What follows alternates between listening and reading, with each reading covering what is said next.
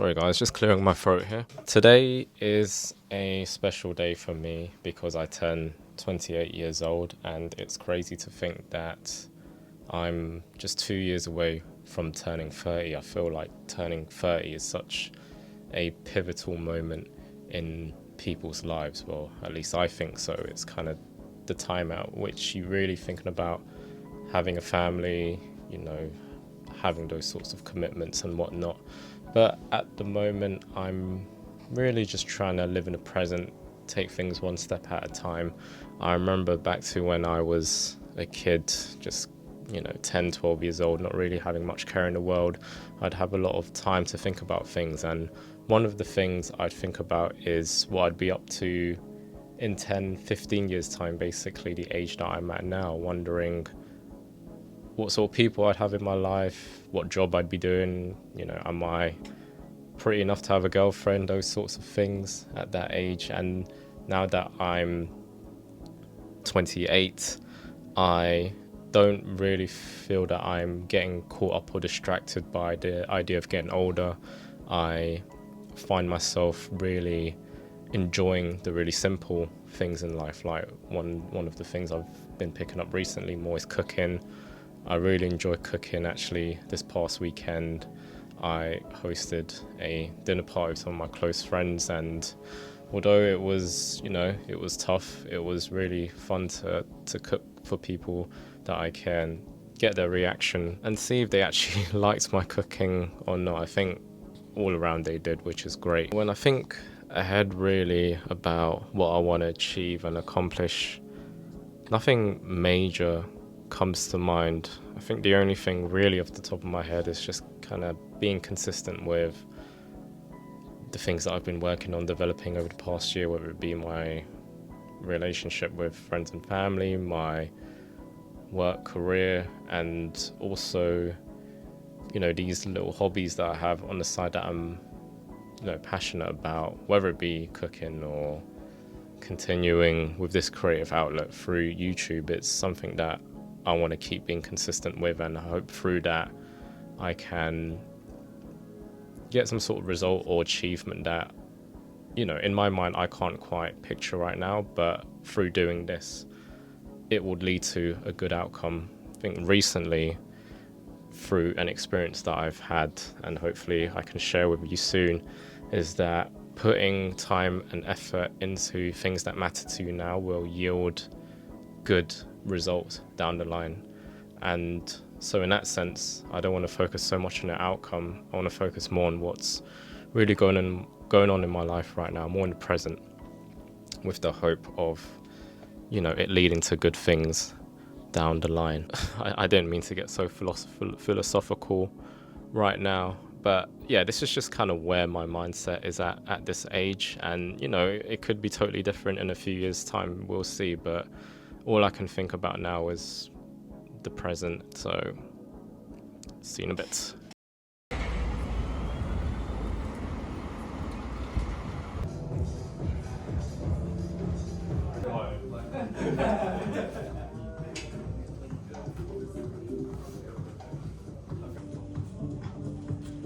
These boots feel a lot sturdier in hand. 46.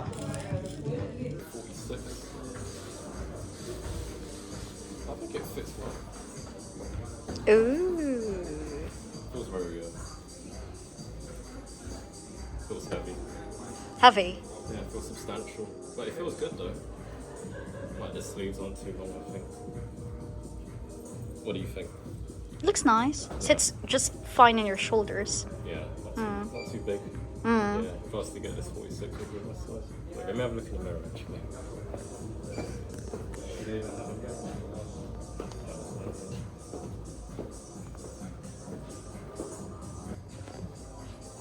This actually looks nice.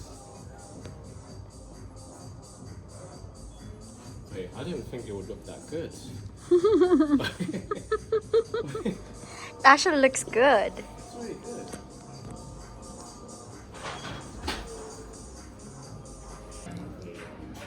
Looks boxy, no? It's not bad. It fits It me, looks but nice. I like the green detail in it. I think think it's still a nice jacket though, but I don't like wearing clothes that look too big Fitted? on me. Too big. Too big or too fit? No, too big. Or too big? If it's too big, I feel like it kind of makes me, proportion. That's what I'm trying to say.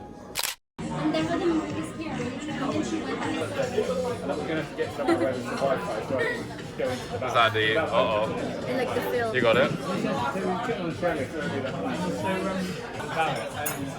Hello. What's this again? White squid, like rice with squidding.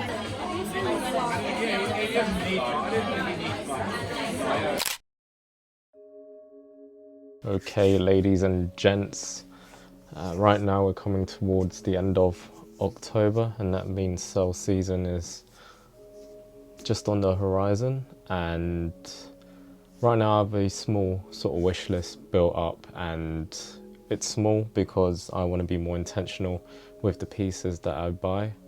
One of the things that I'm looking to include, or should I say two things I'm really looking to include, is more trousers and more outerwear. Okay, so first off is a pair of track pants from the brand Needles. These are their velour track pants. I ever find that their colorways are a bit on the boring side, or they're a bit too extravagant, too vibrant for my liking. I think this colorway in particular is really ideal for me because it complements well with what I intend to wear it with in my wardrobe. So starting off this wish list, pretty light, but Needles track pants, a nice, you could say, essential everyday item to have in your wardrobe, where it takes little to no effort to pair this with items in your wardrobe, and although it's a track pant, you won't look too shabby wearing it. Next up is another pair of trousers. These are from the brand Ernest W. Baker. I really like their take on tailored wear, formal wear. These in particular are a pair of black pleated trousers. There are two things that I'm looking for when buying a more formal looking pair of trousers. One is how it fits on me.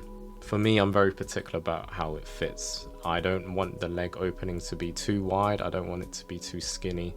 I want it to be nice and slim straight so that it fits well over a pair of boots or a pair of loafers. And in this case, it looks like it does that job really well. And secondly, I want my trousers to be really well structured. There's nothing more that I dislike than, walking down the street and I can feel my trousers just like flapping wildly as I'm moving about. I'm not a fan of that look. So yes, given those two factors, I don't mind paying a bit of a premium price. I know, looking at the price here, £420 seems a bit absurd, but as I said earlier, sale season coming up, and I'm hoping that there's a big fat discount on these. Alright, so we've covered legwear. That's it, just two trousers. I told you guys it'd be a very sort of concise wish list, right? But yeah, outerwear. So I want to have kind of a wider range of coats that I can gravitate towards depending on my mood, and one of the sort of colors that I want to incorporate more into my wardrobe is the color brown. And what's better than a nice brown overcoat in that herringbone pattern? I think that is just such a great look on a really grey, cold sort of day here in London. And what I like about this coat, sorry, I didn't even mention what brand this is from. This is from the brand Solvum. It's a Japanese brand that I haven't really been too invested in. I've been aware of it, but lately, as I was kind of scouring through Machine in their store, actually I came across this coat and I really liked how it looked and how it fit on me. So in terms of the features, I really like the lapels here. They're broad, they're sharp, they're big, nice lapels from what I can see.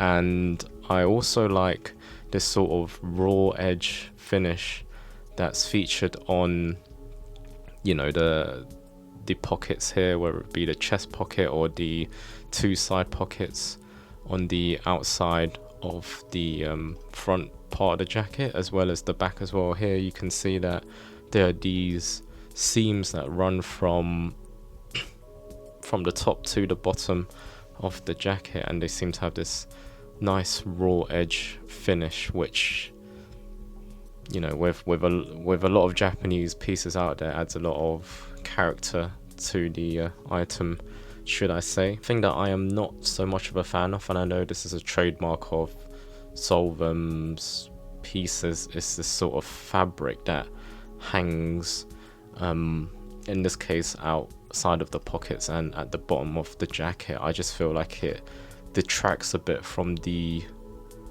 masculinity, I would say, of this coat. Like, overcoats are usually quite a big statement piece, and in this case I feel like, you know, they add a bit of oomph and boldness to an outfit, but I feel like the kind of these accents of fabrics here detract from that and make it appear a bit softer in aesthetic. I hope that makes sense.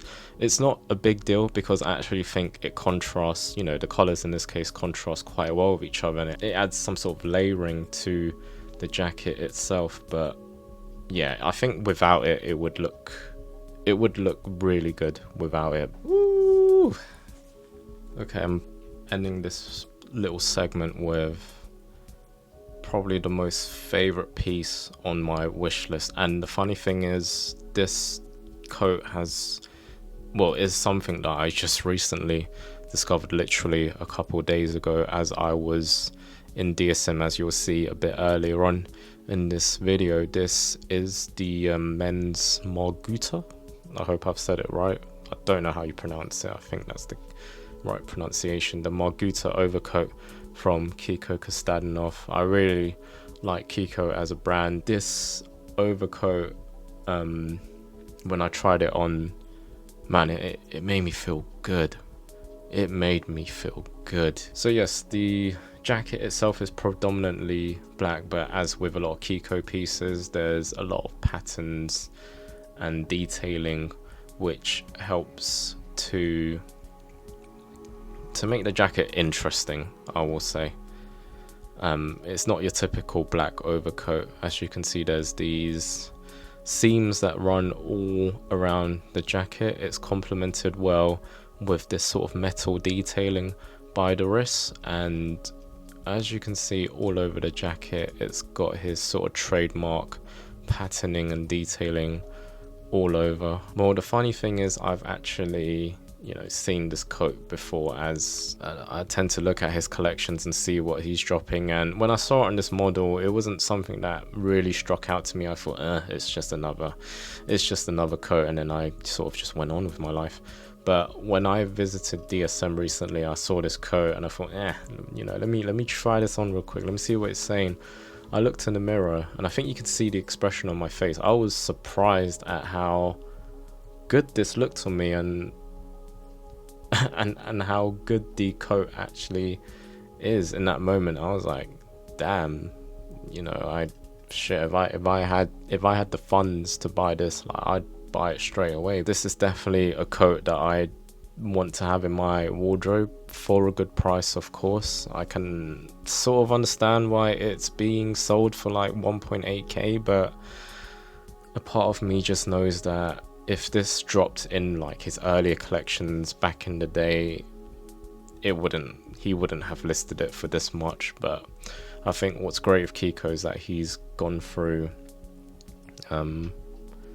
a lot of refinement over the years, and fortunately, you know, we're blessed to be presented with pieces like this now. So yeah, that really caps off the end of my wish list. I feel like I've spoken a lot tonight, but just for items for the time being, I feel like my wardrobe is in a really good place right now, and I'm only looking out for, you know, one or two pieces which I think can make it a bit better. So that's that.